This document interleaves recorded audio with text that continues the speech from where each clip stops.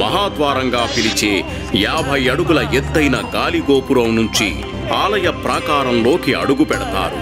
ఆలయ ప్రాకారంలో గర్భాలయానికి ముందుగా ధ్వజస్తంభం ఉంటుంది. అక్కడి నుంచి ఎడమవైపు వెళ్తే రంగనాయక మండపం వస్తుంది. ధ్వజస్తంభానికి కుడివైపున అద్దాల మహల్ ఉంటుంది. అసంఖ్యాక ప్రతిబింబాలను ఏర్పరిచే అద్దాల గది అది.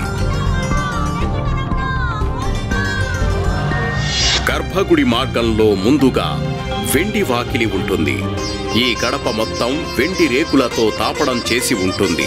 అటుపై బంగారు వాకిలి వస్తుంది. బంగారు వాకిలి దాటి ముందుకు వెళ్లే భాగ్యం చాలా మంది భక్తులకి లభించదు. ఇక్కడి నుంచి గర్భాలయం వరకు వరుసగా గడపలుంటాయి. ముందుకెళ్లే కొద్దీ ఒక్కో గడప వెడల్పు తగ్గుతుంది. జీవాత్మ పరమాత్మలో కలిసేందుకు ప్రయాణించే మార్గాన్ని